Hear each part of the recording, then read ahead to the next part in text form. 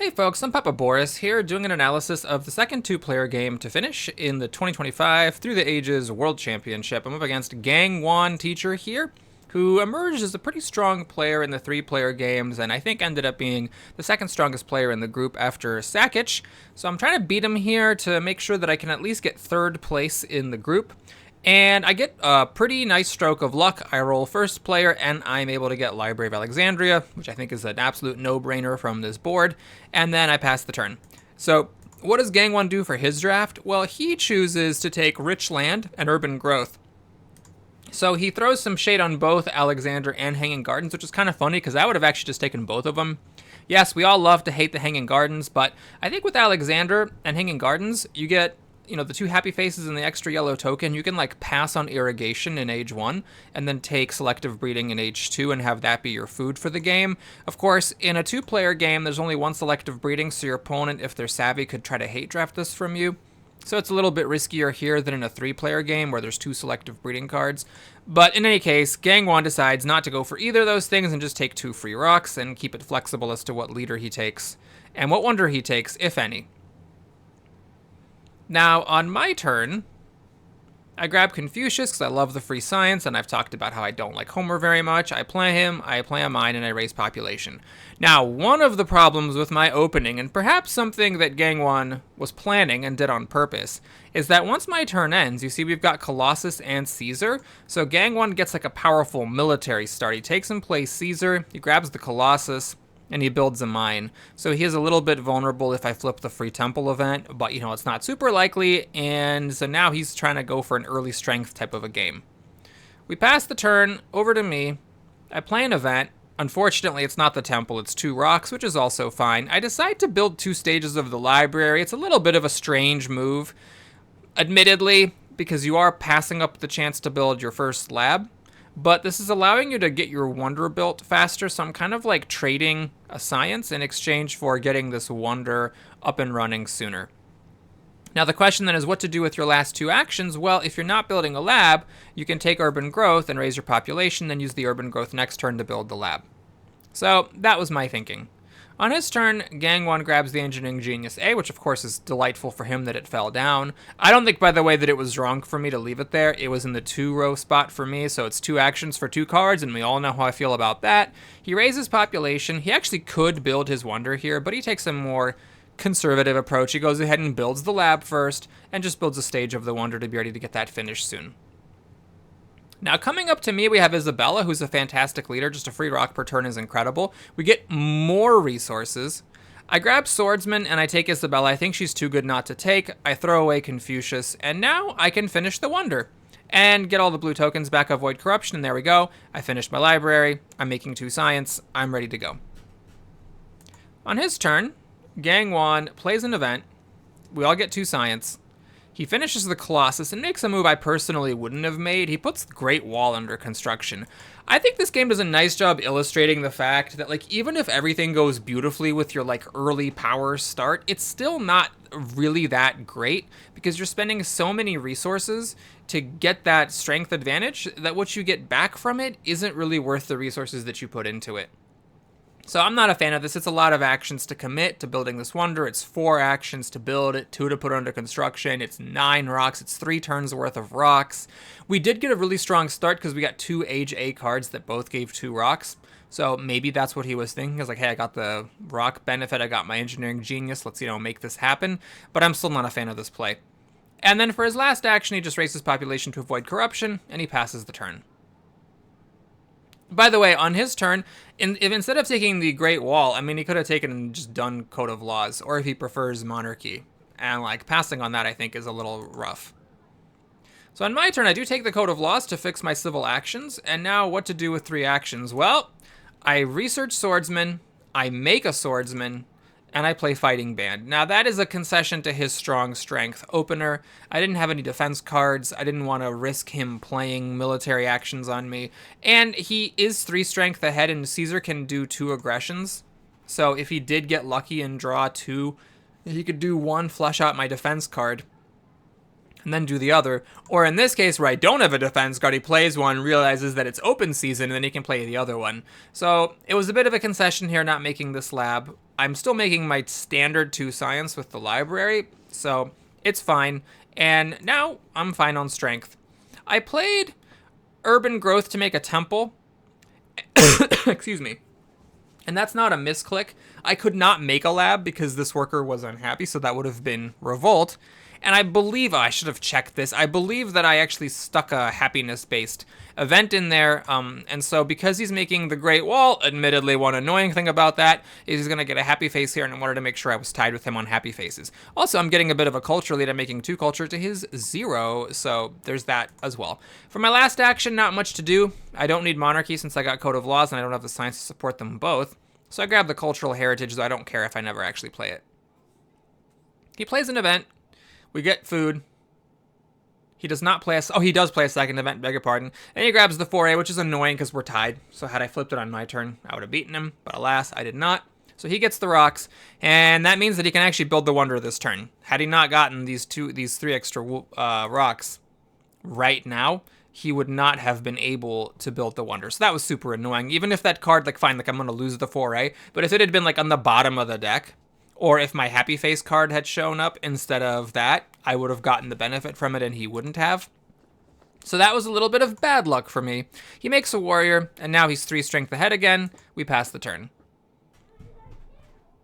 All right, on my turn, I put St. Peter's under construction. It's a little bit aggressive, admittedly. But what else is there to do? I mean, I could raise population, build a lab. I would then have 5 science next turn, take iron.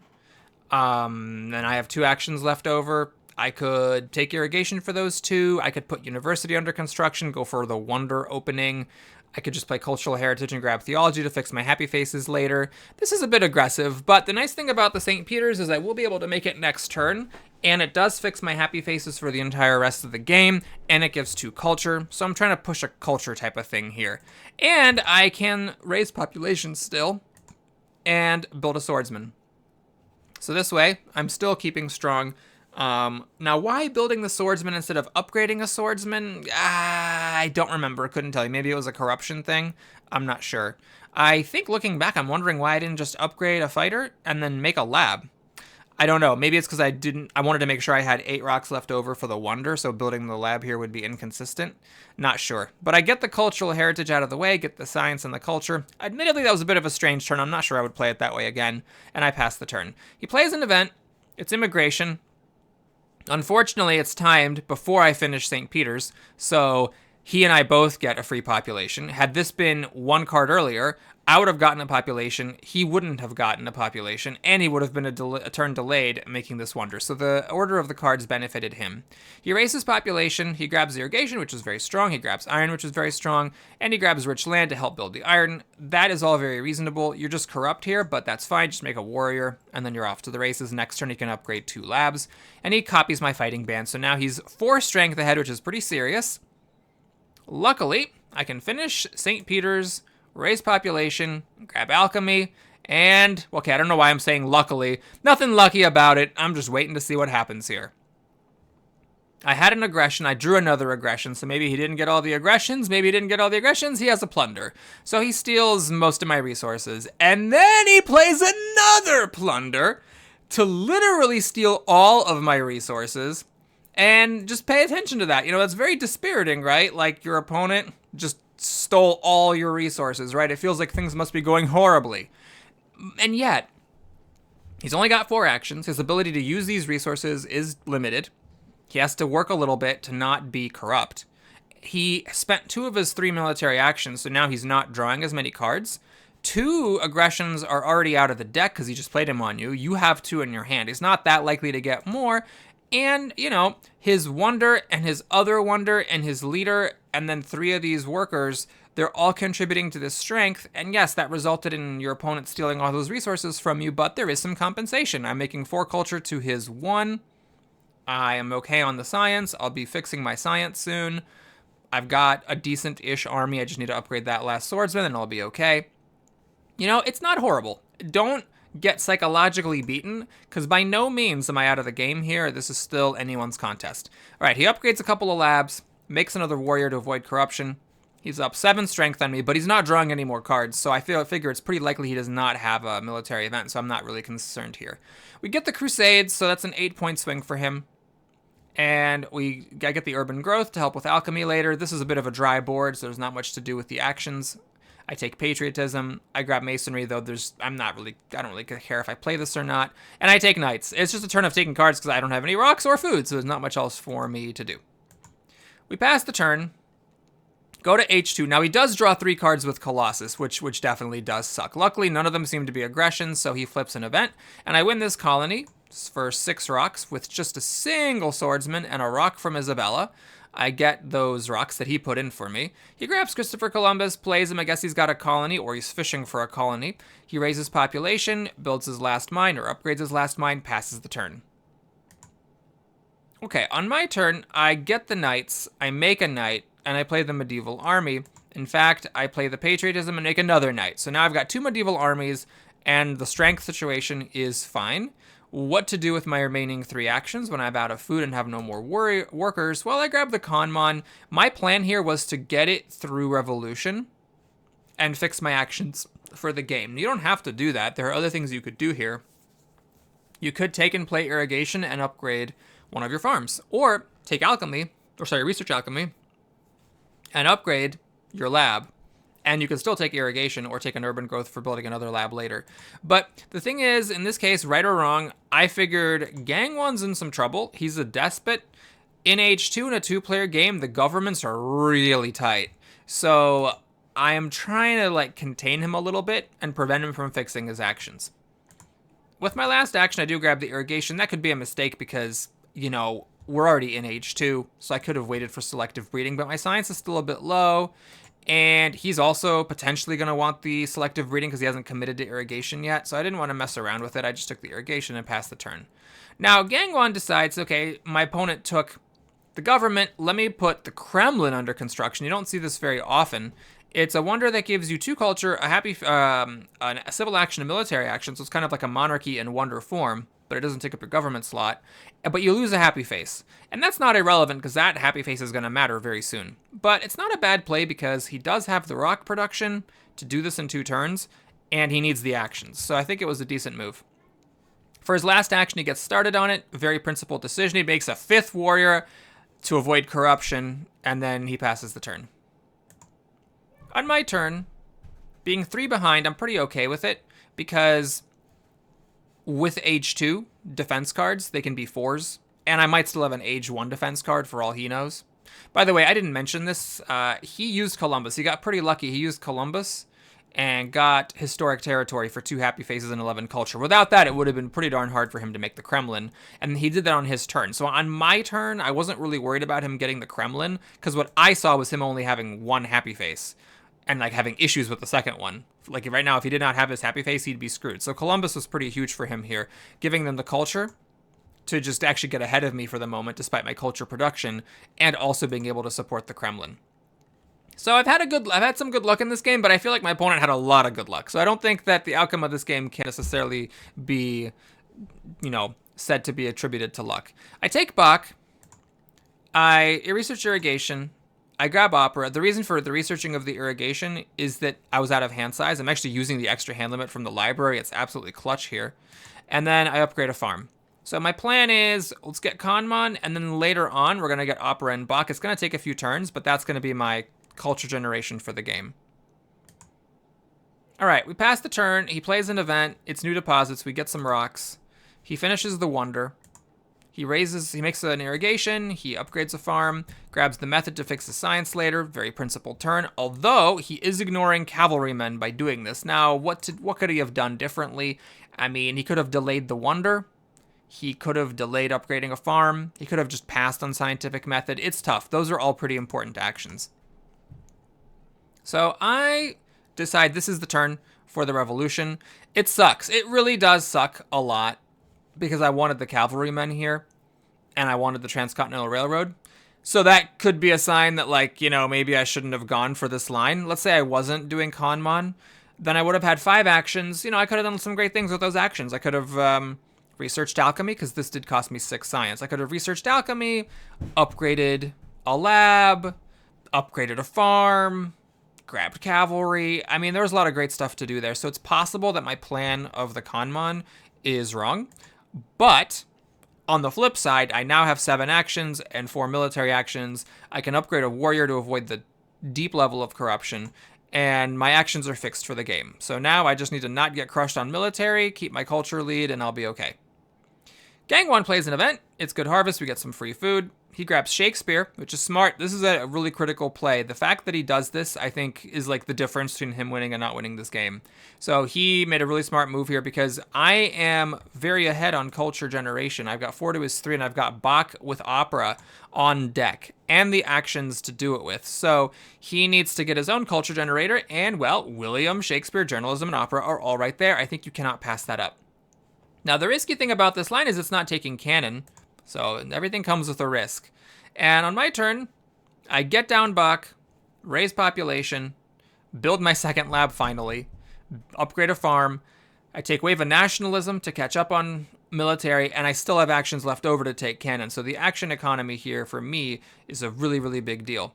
I also grab the reserves just to get some rocks going, and I pass the turn. Other considerations, maybe scientific method to fix my science better than alchemy will do it.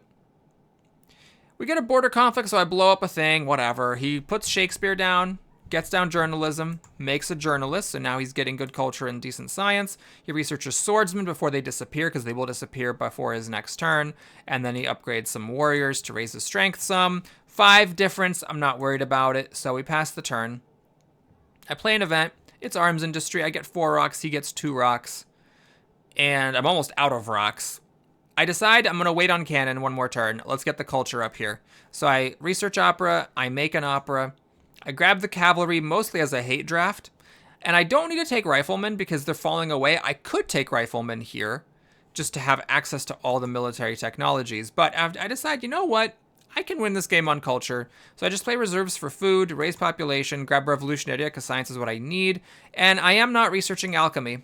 So it does just kind of suck. My science is going to be a little bit crappy. So thank goodness my Age A Wonder, my incredible library, is giving me science. All right, the age ends.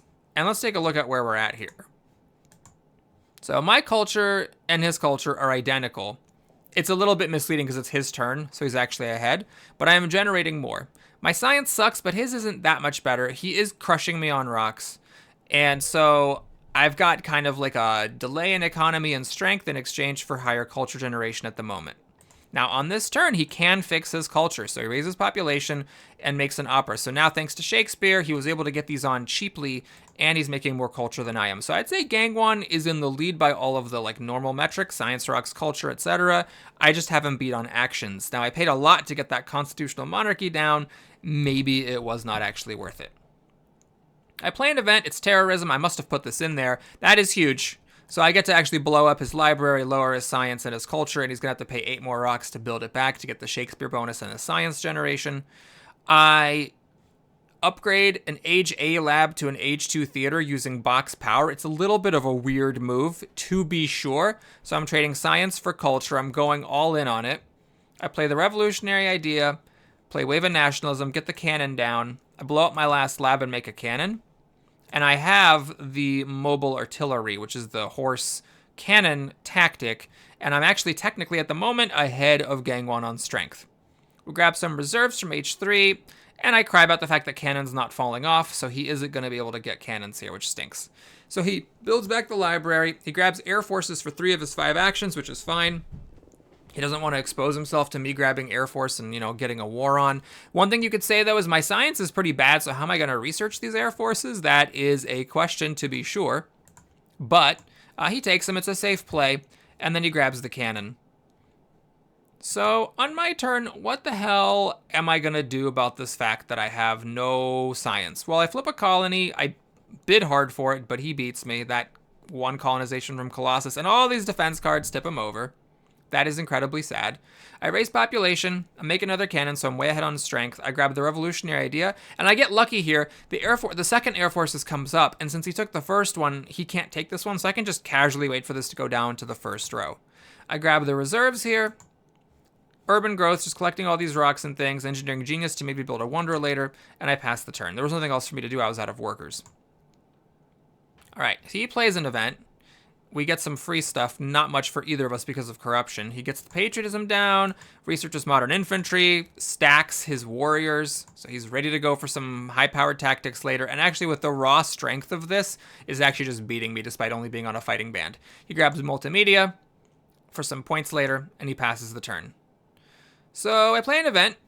It's autonomous territory. I bid really hard for it, and I get it. And I really need this. I pay all my swordsmen for it, which are not involved in my tactic, to get science. And with the science, I'm at 7. And with that and the revolutionary idea, I can actually play the air forces. Now, was this the right play? I don't know. Maybe a smarter move would have been to get computers, fix my science, and do air forces later. But it's a tough call. I'm not sure if that was right of me or not. I got military buildup and urban growth, just taking lots of cards so that the game ends faster. And hopefully I can keep this culture lead going. All right, we got civil war unrest, nothing happens. He makes a worker, he gets the multimedia, the H3 library, he makes one, so he's making a ton of culture. Gangwon's done a brilliant job. He had a strength lead, but then he didn't go crazy with strength. He just stayed close enough to me to not get in trouble, and then he used Shakespeare to push hard for culture. So what's happening here is that I just cannot quite get ahead of this guy, despite the fact that I'm sort of selling out for culture. I play an event, we all get some food, and what to do with my life. Well, here, I don't have the science to get these movies to make my operas better, or to make a government that would allow me to make a 4th opera.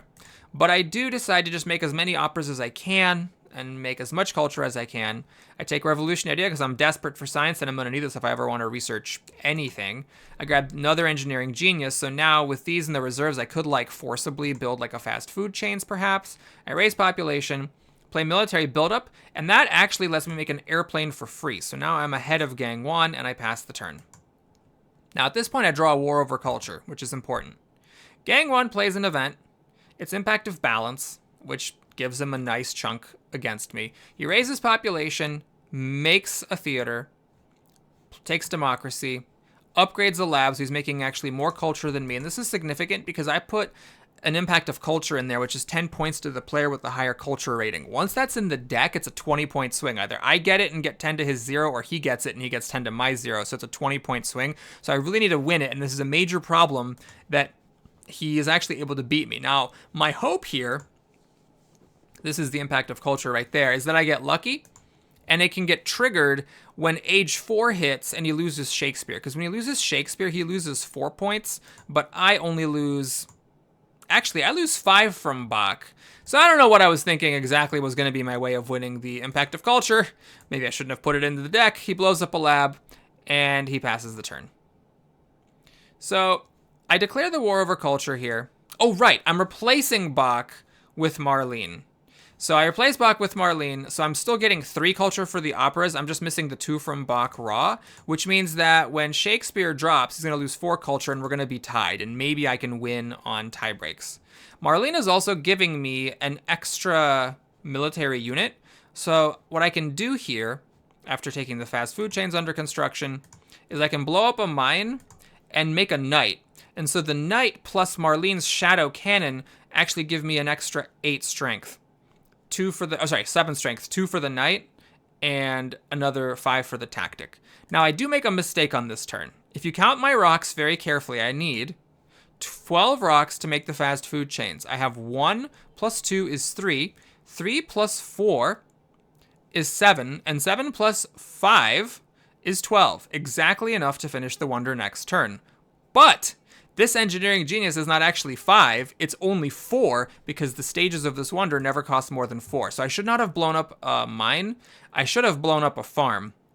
Now, when you blow up a farm, it's a problem, because then I'm losing a food here instead of gaining it. I have 1 that I can lose, and then next turn I have another 1 to lose, and I'm going to lose 4 culture. But that was still worth it compared to not being able to build this wonder at all. I grab the pro sports because whatever, and then we pass the turn. So what happens here is Gang 1 loses Shakespeare.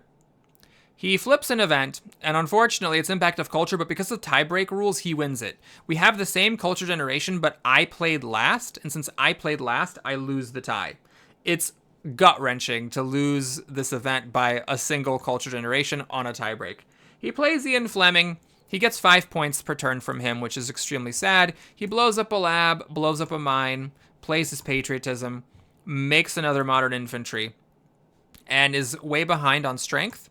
So on my turn, I am able to steal 14 culture from him and kind of close this gap. But the problem is his culture generation is higher than mine, and I am not able to finish my wonder. He saved the right... he had the defense cards to save against this raid, so I was not able to steal the rocks from him or lower the culture generation from him to finish my wonder. Had that been... like, he only had 3 cards. So had that aggression gone through... I could, for example, have blown up one of his libraries and a theater, and he would not have been able to rebuild the library. So at the very least, he would have been making 3 culture less, and then another 3 culture less from the opera, and he could have rebuilt the opera. But now he's able to build another opera, so basically that would have truly cost him 6 culture, had I been able to do that. Plus, it would have given me fast food chains. Now, you could say, hold on a minute, Boris, that's a little bit unfair. He could have made more strength. Like, he could have made an air force, and each air force would have been 6 instead of these modern infantry, which are only 5. Because each air force would have also doubled a fighting band. He could have got a little bit more, and he could have gotten up to the point where he could have defended with just a single defense card. He clearly made the play he did in order to be within 12 of me, so that he had exactly the defense cards needed to block the aggression. And that's a fair point. It just is so sad that had he not done that, I could have finished my wonder and blocked a lot of culture from him. As it is, I take the civil service. I play Revolution Idea and research civil service for in case like impact of government is in there or something. I disband a knight. I make a temple. I play reserves for food. Make a worker in case there's an impact of population. I grab rockets as a hate draft and make a temple just for the raw culture, and I pass the turn. So on his turn, he plays an event. It's impact of architecture. That would have actually been another 5 points less from him if I would have been able to blow up his buildings. He researches democracy for the extra culture, makes a couple of temples. I don't know why he actually didn't make another opera. Maybe because he wanted more happy faces. Oh, right, because he would have had happy face issues. So it was for the happy faces. And then he passes the turn. So here's what happens with the events. I need to catch up. I need a good event. Although his civilization's better developed than mine, so it's not likely. We got population, which I only tie him on. We've got colonies, which I tie him on. And we've got industry, which I'm actually behind on. But, couple of things. If the impact of culture had gone the other way, I would have beaten him because that was a 20-point swing. If the aggression had gone through, I would have gotten like another, 19 points from the Wanderer, plus he would have lost 6 points from just the culture of the buildings I destroyed, and then another 5 points from impact of architecture. So I would have won the game if that aggression had gone through. But as it is, I lost a gut wrencher. I at least am happy I did not get mowed down as badly in this game as I did against Sackage. So that was a plus. And Gang1 is a strong player. He's played over 2,000 games in the app. So the fact that I was in fighting distance, I had a lot to feel good about in this one. It was just sad that at this point, there was absolutely no way for me to come in second place in the tournament. Thanks so much, or in the first round of the tournament. Thanks so much for watching, everybody. Hope you enjoyed it. We have just one more game left of round 1. Then we're going to be on hiatus for a while as round 2 gets underway. It's actually quite a ways off from starting. I'll see you all again soon. Take care.